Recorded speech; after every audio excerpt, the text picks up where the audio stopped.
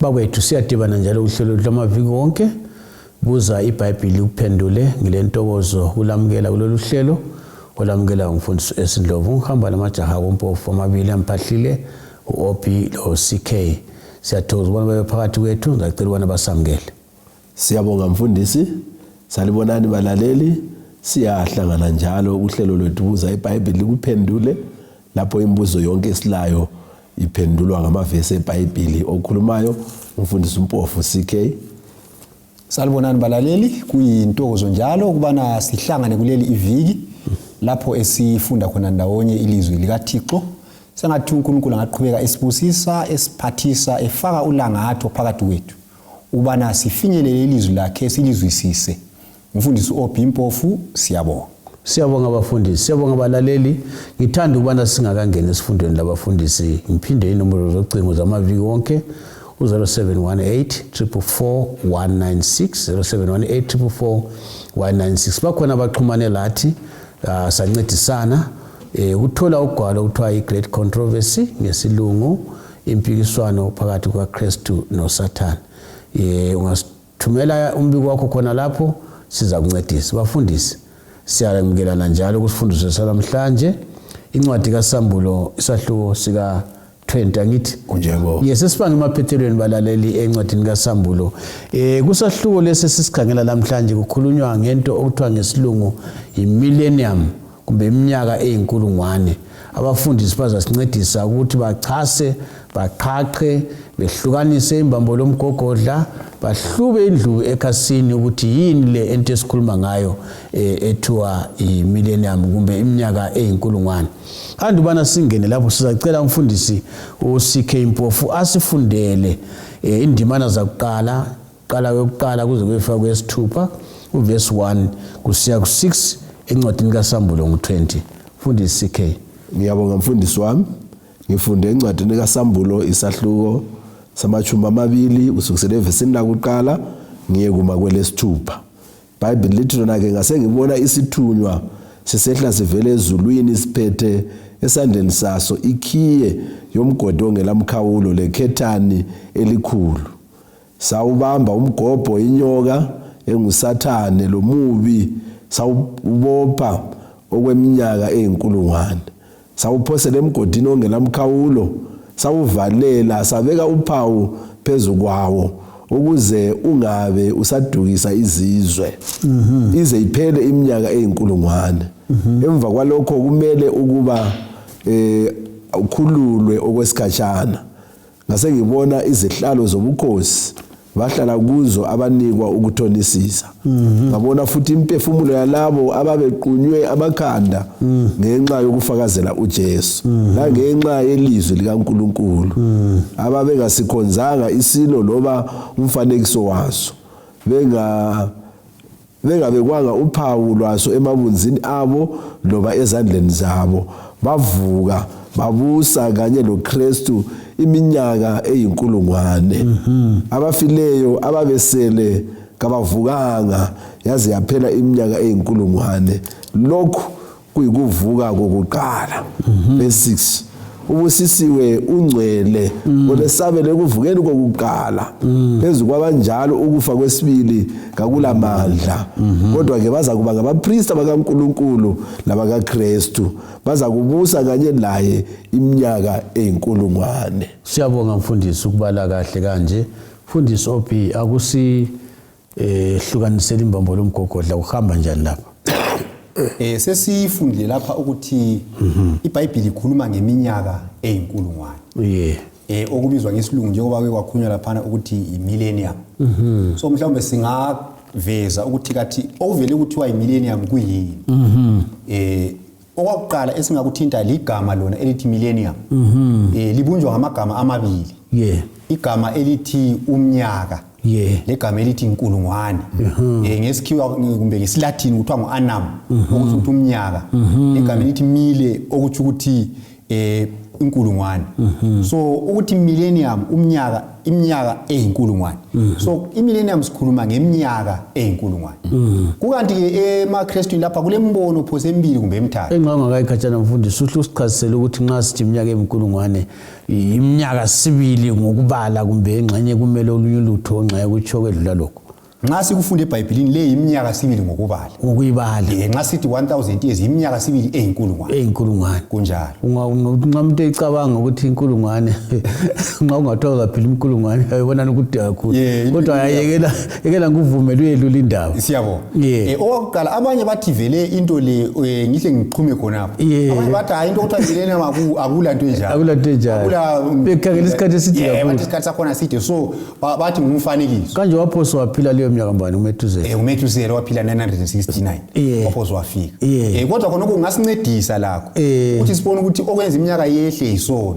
So i1000 years asonto engeke yenzeka lapho kungela sono khona. Kuqhathele. So abanye bathi hayi umfanekiso nje okhulunywa kodwa akusoze kwenzakala. Ukanti abanye njalo balenkolo ukuthi iminyaka le iza kuba khona ngemva kokuza kukaJesu. Bathi njalo abanye. Bathi uzaqala kwele iminyaka yenkulungwane lapho kuzaba lombuso kaNkulunkulu emhlabeni ebusa ngebandla lakhe. Iminyaka eyinkulungwane. Ngemva kwaleyo minyaka eyinkulungwane babe sebesithi uJesu yikho lapha zanjani azabuya khona. Ukanti njalo umunye umbono uthi uJesu uzaqala ngokubuya ekuzeni kwakhe kwesibili bese ukuqala iminyaka enjani eyinkulungwane. So sifisa sikhangele ukuthi iBhayibheli yona ikubeka njani. Njalo ithini ngoba sithi buza iBhayibheli linjani likuphendula. Mhlawumbe mfundisi ungakayikhatshana ukuze sincedisane labalaleli bethu ukuthi kulenye indawo yini lapho kukhulunywa khona ngaliminyaka eyinkulungwane bekukhona lapha kuSambulo 20. eBhayibhelini siyithola kuSambulo 20 kuphela khonapho. Yikho lapho esizwa khona ngeminyaka le eyinkulungwane eBhayibhelini. Siyabonga. So engingakutsho lapha mhlawumbe ukuthi kathi kuyini okukhulunywa iBhayibheli ukuthi le millennium iza nini? Engeke singaqalela khonapha. Ungakhangela ke eBhayibhelini kuSambulo 11.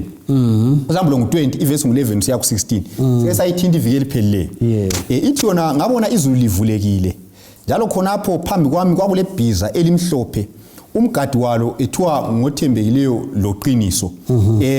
Mhlawumbe ngenxa isikhathi ngiza kweqama yamavesi amaningi ngiye phambili. Ibisithi yona kuverse 14 amabutho asezulwini amlandela egade amabhiza amhlophe njalo egqoke ilineni elihle elimhlophe njalo lihlanzekile. Emlonyeni wakhe kuphuma inkemba ebukhali egalela ahlulela ngayo izizwe uzazibusa ngentonga yensimbi. Unyathela isikamelo sewayini sentukuthelo yolaka lukaNkulunkulu uSomandla. Esembathweni sakhe lasemlenzeni wakhe kulotshwe ibizo elithi Inkosi yamakhosi lombuso wababusi. Lapha sifundani. Sifunda ukuthi ukuze kusungulwe imillennium yikubusa kukaNkulunkulu kungasela kuphikiswa ngomunye umbuso. So esikubona kwakuqala ukuthi oza kwandulela ukusungulwa kweminyaka eyinkulungwane yikuza kwalowo othiwa ngogade ibhiza. Esakuthinta iviki eliphelileyo sakuveza ukuthi nguJesu uqobo lwakhe. So ngezinye indlela iminyaka eyinkulungwane iqala nini? Isungulwa yikuza kwesibili kaJesu. uJesu nxa isiza lapha simbona ethwele intonga yensimbi. Usithi ukuthi usezobusa usezophahlaza eminye imibuso. Ugqoke umqhele wokubusa usezodiliza eminye imibuso. So uJesu nxa isiza ediliza eminye imibuso kuphela imbali yomhlaba kusungulwa ke iminyaka le eyinkulungwane eyokubusa kwakhe labangcwele. Singakadluli khonapho mfundisi angazi mbuza phenduka kukho ukuthi uthiwa lapha wambamba uDrago wamfaka izankosi wamfaka iketani wambopha uzabuya kikho lokho uchasisa ukuthi kuyinokho. Mhlawumbe singahle sikuthinte. Kodwa ke engcenye ngakuthinta ukuza kulesikhathi lapha esizakuthinta khona ngabala kwakho. Kodwa siyabona ukuthi okunye okuzabangela leso sehlaka lesemillennium singathina yikubotshwa kwaSathane ngokufaka kwakhe imingcele ukuthi uyabe ngasela amandla okwenza lokho avame ukunjani ukwenza khathesi. Siyabonga kakhulu mfundisi sike sincedise ngendaba yabafileyo lapha abalungileyo bathintiwe kuverse 6 abafileyo abalungileyo singathi ngabo. Ngiyabonga mfundisi ngizayiphinda futhi iverse lelika Sambulo 20 iverse ngelika 6. iBhayibheli lithi lona usisiwe ungcwele olesabele kuvukeni kokuqala. Phezu kwabanjalo ukufa kwesibili kakulamandla kodwa baza kuba ngabapriest bakaNkulunkulu nabakaKristu baza kubusa kanye laye iminyaka eyinkulungwane. Okwenzakalayo kwabalungileyo abafileyo ekuzeni kukaJesu kwesibili baza kuvuswa. Nxa bevuswa ke kulapho ke esilandiselwa khona ngale encwadini kaMpostoli Paul ngoba seKorinte bakuqala ngo15 nawo seThesalonika bakuqala isahluko ngesika4 ukubana ke nxa bevuswa khona phana ungathi baqambela abalaleli abanye kawazi bayibone mfundisi nasizijayele ngoba seKorinte bakuqala ngoba seKorinte bakuqala ngo15 ivesi ngelika 51 usiya ku55 then la kwaba seThesalonika bakuqala ngo4 ivesi ngelika 15 uzuye fika kwelika 18 so ke kulapho okuvuswa khona abangcwele abafileyo. Nxa bevuswa ke bephiwa imizimba emitsha leyana ababe la emdala ebolayo sebethole ngaboliyo kulapho okusungulwa khona iminyaka eyinkulungwane sebesiya vusa loKristu kweminyaka eyinkulungwane. Uvundisa Anthony ukhuluma ngolimo olujwayeleyo abanye nxa uthi abangcwele abakwazi ukuthi ngabanjani labo abavuka lapho abangcwele ngitsho nje ngoba angithi nxa abantu besifa yonke asehambile vele ezulwini bathi vele sehambise lo Jesu so laba abangcwele esikhuluma ngabo mfundisi yilabo ababekhetha uJesu njengenkosi lomsindisi bavuma ukulandela imfundiso yakhe njengokutsho kweBhayibheli esaphila yibo labo okubizwa ukuthi abangcwele yibo abazavuswa evukeni lwakuqala nxa kusungulwa iminyaka eyinkulungwane. Siyabonga mfundisi Obhi ngabona ungaqhuma khona lapho ngendaba yabaphilayo abangcwele kunjalo ngoba abanye bazathi bona kuvuka laba kade belele pho laba abaphilayo kwenzakalani kibo. Siyabonga ngizagcizelela ngokufunda ivesi ayibethileyo lapho umfundisi uMpofu u1 Korinte abaseKorinte baqala ngo15 ivesi ngo51 sisiya ku55 ithi yona lalelani ngilitshela imfihlakalo kasiyikufa sonke kodwa sonke sizaguqulwa ngesikhatshana ngokuphazima kweso ngecilongo lokucina ngoba icilongo lizakhala abafileyo bazavuswa bengasela kubola njalo sizaguqulwa ngoba okubolayo kumele kwembathe okungaboli lokufayo kwembathe okungafi nxa okubolayo sekugqokiswe okungaboli lokufayo sekumbethe okungafi kuzagcwaliseka isitsho esilotshiwe ukuthi ukufa kuginyiwe yikunqoba. Kungaphi wekufa ukunqoba kwakho lungaphi udonsi lwakho wekufa na? So iBhayibheli lapha iyaveza uvesi ngo51 uyaveza ukuthi akuthi ukuthi abantu bonke abangcwele bathola uJesu sebefile. Kodwa ithi kulabanye abalungileyo kumbe abangcwele abazathola uJesu benjani? Bephila. So nxa uJesu evusa labana abangcwele emathuneni imizimba yabo iguqulwa lalaba abalungileyo abathola uJesu bephila imizimba yabo iza kunjani izakuguqulwa sike sakuthinta iviki emavini adluleyo ukuthi ukukhazimuliswa kwemizimba ukuguqulwa kwemizimba le efayo isembatha kungafi kumbe ebolayo isembatha ungaboli so abathola uJesu bephila abalungileyo imizimba yabo iyaguqulwa besembatha kungafi besembatha ungaboli. Lo mfundisi ngiyakwazi ukuphumile kancinyane kodwa ke njengoba kuhamba lesifundo omunye bembuza ukuthi umuntu wadlwa isilwane manje uzavuka ngapi kumbe watshiswe emlilweni wangcwaba umlotha konke khona lokho aqifizwa ingozi kumbe indizamtshini ezinye ziyanya abantu babaziba lokuthi babonakala lethambo labo ngoku ukukhulumela nje ukuthi singabachiya abacabanga lokho kunjalo sibancedise singathinta imicijo emibili umcijo wokuqala ukuthi sikhumbule ukuthi esikhuluma ngaye lapha ngoNkulunkulu owenza okungekho kwabanjani kwabakhona iBhayibheli ungafunda uGenesis 1 ithi wakudala ngelizwi lomlomo wakhe angakhuluma kwakusiba khona isibonelo siyasithola eBhayibhelini mhlawumbe kuEzekiel ngale kuchapter 37 usiyali lapho uEzekiel abona khona amathambo anjani afile wabuzwa ukuthi amathambo la ngaphila na uEzekiel wathi inkosi ngokwaziyo siyabona amathambo lana ephila so kusithi ukuthi uNkulunkulu even lokho kubonakala kungenzeka ebantwini itsho njalo Luka 1 ivesi 37 akulanto ehlulayo ngobani ngoNkulunkulu so even amathambo angela mpilo even omunye wajwamulwa ngesinye isilwane wayale omunye wageleza ngamanzi omfula uNkulunkulu lamandla ukuthi okungekho kube khona ulamandla ukuthi umuntu yenalwana avuswe futhi aphinde aphile impilo engapheliyo ngoba ungusomandla ungumnini mandla wonke. Yaka kudinga ukuthi ayedinga ukuthi ithambo likaMpofeni lawele ulamandla okuwabiza amathambo lawo ahlangane. Enxa yemfundisi singazama ukulungisa indaba la ngambe yalungiseka ukuthi abantu bakubambe ukuthi akulanto ukuthiwa ngumphefumulo. Kunjalo. Ngoba abantu yona linto yasihlupha mfundisi ukuthi abantu bacabanga ukuthi khona hayi inyama siyifaka egodini umphefumulo uNkulunkulu ngibule izigcinga zakhe agcina khona umuntu angazi bacabangani. Ungasincedisa njani singakedluli khonapho? Siyabonga. Okumele sikubambe ukuthi umuntu kuhlangene izinto ezimbili. Kungehlukana izinto ezimbili akusela umuntu akulanto ukuthiwa umphefumulo kaNdlovu. Akulanto enjalo. Angithi vele iBhayibheli lithi umphefumulo wavela usuke kubani? uNkulunkulu. So nxa uNkulunkulu esewukhiphile umuntu uyanjani? Uyafa. Ukufa komuntu ukukhitshwa kwani komphefumulo. Njalo umphefumulo nxa uthiwa uyakhitshwa akusho ukuthi kulamabhokisi ukuthi sesiukhipha la sesiufaka la.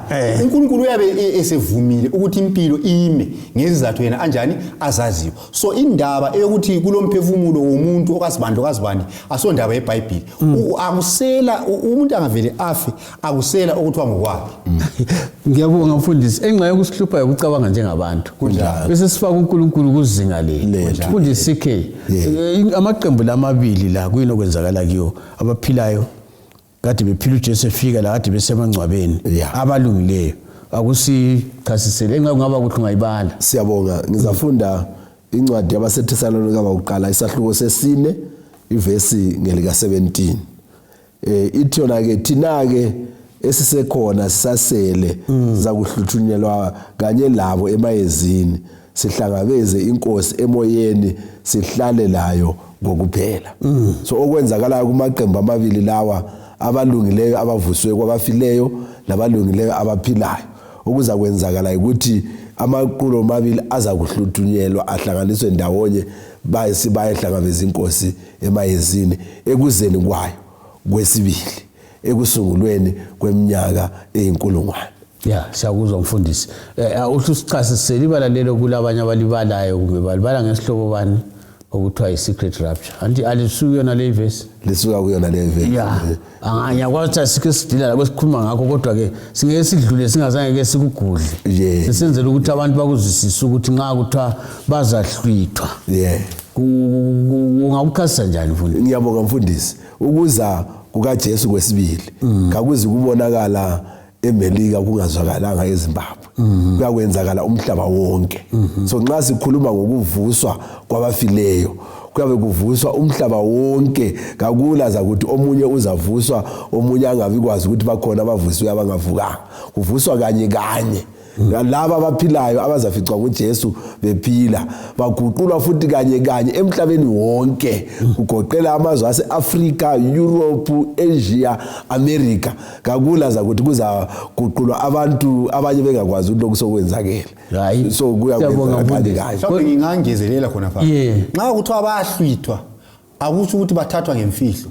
Igama elithi ukuhlithwa ukuthi bayasukunyiswa besiya phezulu. Igama eliveza isenzo sokuthi umuntu ophansi aphakame siya phezulu. Akusho ukuthi umuntu otshontshwayo abanye bengaboni. Njengalokho okwenzakala kuJesu nxa wayesehlukana labafundi bakhe bambona lokho esenyuka phakame siya phezulu.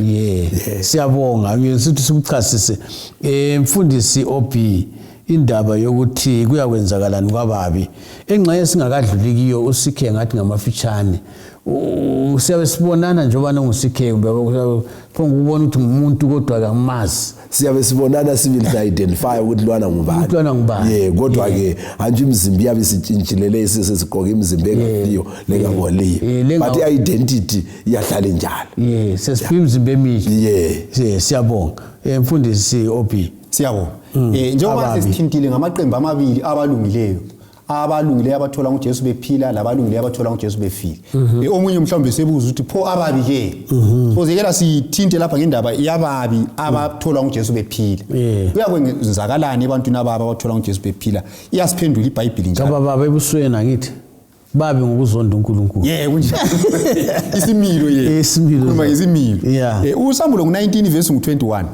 enye abalaleli abangayibala nguIsaya Isaiah 26 verse 21 njalo ithi yona iBhayibheli abaseleyo babo babulawa ngenkemba eyaphuma emlonyeni wogade ibhiza njalo izinyoni zonke zazitika ngenyama yemizimba yabo so iBhayibheli ithi yona abantu ababi abathola uJesu bephila bayakufa bebulawa inkazimulo kabani kaNkulunkulu ungafunda uIsaya 26 verse 21 iyakutshela ukuthi inkosi izakuza izojezisa abakhiliyo emhlabeni ngenxa yobubi babo ibisisithi yona umhlaba kawusoze ubangcwabe so abantu laba bazabulawa basala egcekeni yikho esike sakuthinta emavikini adlule ukuthi kuza kuyinyoni zinjani izokudla izidumbu zabo so abantu ababi abathola uJesu bephila bazakufa bebhujiswa inkazimulo yakhe CK siyabonga ophi ababi bebesemangcwabeni kwenzakalani kibo siyabonga mfundisi ukukhumbuza abalaleli sizafunda njalo amavesi esike sawafunda kuSambulo chapter 20 verse ngelika 4 usiya kwelika 6 iBhayibheli lithi ngase ngibona izihlalo zobukhosi bahlala kuzo abanikwa ukuthonisisa ngabona futhi imphefumulo yalabo ababequnywe amakhanda ngenxa yokufakazela uJesu la ngenxa yelizwi likaNkulunkulu ababengasikhonzanga isilo loba umfanekiso wabo bengabekwanga uphawu lwaso emabunzini abo loba ezandleni zabo bavuka babusa kunye loKristu iminyaka eyinkulungwane nasi indaba ke esifunayo kuvesi ngo5 ithi yona ke abafileyo ababesele kabavukanga yaze yaphela iminyaka eyinkulungwane lokhu kuyikuvuka kokuqala so abafileyo ababe bengamkhethanga uJesu ababi abasoze bavuke kuzeni ukaJesu kwesibili bazakwala lokho besemangcwabeni hayi siyabonga mfundisi bani kucacile kumfundisi ophi sincedise ngendaba esike sayithinta liyana kunjalo ukubotshwa kwaSathane nguSambulo 20 ivesi lika 2 lo 3 ithi yona khulunywa ingilosi nxa usukela kuvesi 1 ephethe isihluthulelo somgodi ongela mkhawulo ithi yona lapha ingilosi le ephethe isikhiye somgodi ongela mkhawulo yabamba umgobho inyoka leyana endala ongomubi loba uSathane yambopha okweminyaka eyinkulungwane yamphosela emgodini ongela mkhawulo yawuhluthula kumbe yawukhiya yavala ukumvimbela ukuba angakhohlisi izizwe futhi kuze kuphele iminyaka eyinkulungwane emva kwalokho kumele akhululwe okwesikhatshana so iBhayibheli lapha ikhuluma ukuthi kule ngilosi eyabonakala izobopha uSathane ukubotshwa lokhu kungumfuziselo ekhathesi uSathane umsebenzi wakhe yikubhoda emhlabeni nxa sibala incwadi kaJobe ngayo uyazulazula emhlabeni edukhisa abantu kodwa iBhayibheli iyaveza ukuthi uSathane uyaphoselwa emgodini ongela mkhawulo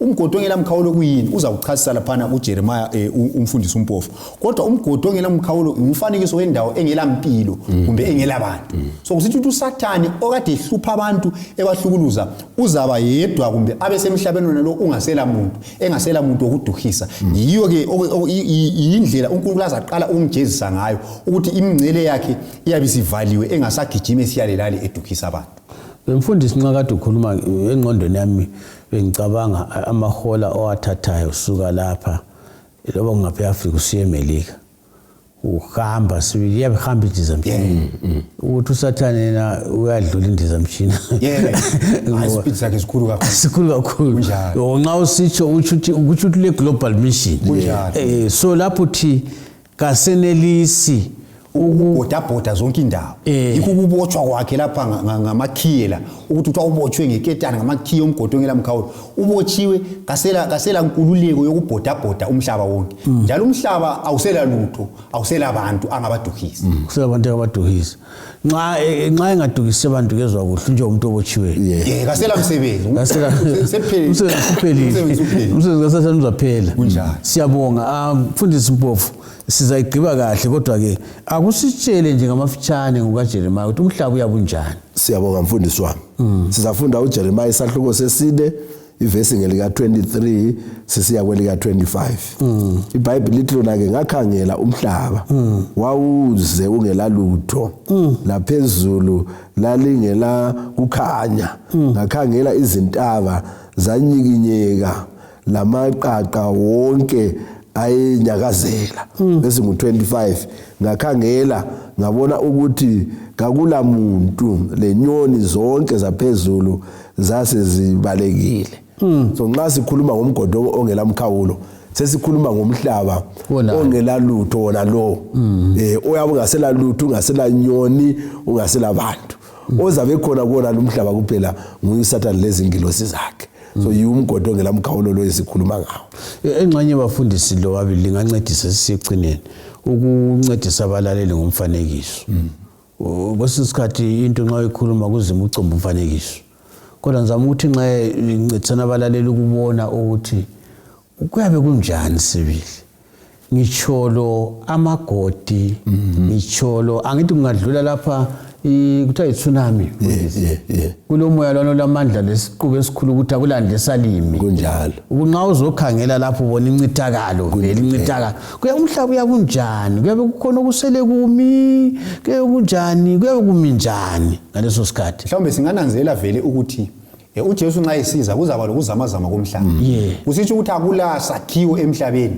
siyasala simile yonke into iza kunjani iza kudilika so umhlaba singathina uyakungathi lunxuwa uya ngaleyo ndlela uyabulunxuwa kungela lutho kungela mpilo lapha emhlabeni akula nyamazana uzayibona akula nyono uzayibona akula mpilo nguSathane yedwa lezingilosi zakhe enxiweni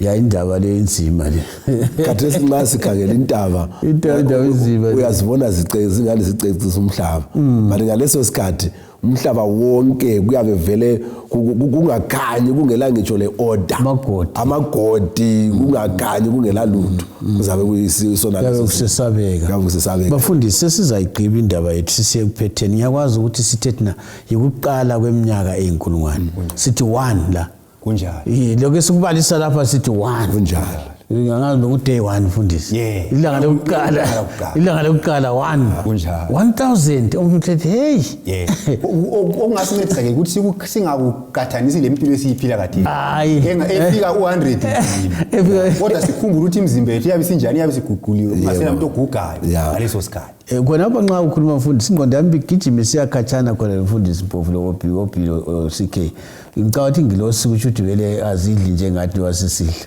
isikhathi sesiphela ngamafitshane lingathini ibaleli lodwa nje uqala kweminyaka eyinkulungwane esingakutsho ukuthi ubusisiwe ozavuka evukweni lokuqala ekuqaliseni kweminyaka eyinkulungwane mfundiso engakutsho ukuthi nxa ulembuzo eminingi kuJesu yiso lesi sikhathi okumele ukuthi ungasikhulu lungela iminyaka eyinkulungwane uJesu yeza sihlobo sami nxa usizwa uphila silapha ukunxusa ukuthi yiba ingxenye yalabo abazahamba lo Jesu ezulwini ungasale emangcwabeni ngeminyaka eyinkulungwane silokho sikhuluma ngayo iminyaka eyinkulungwane sichasisa encwadini kaSambulo ngo20 khona pha kasindawo sihleli khona phana silethemba lokuthi kuyezwakala kahle hlangana lathi njalo kuvikelizayo endaweni efananayo ngesikhathi esifananayo sikhangela iminyaka eyinkulungwane siyabonga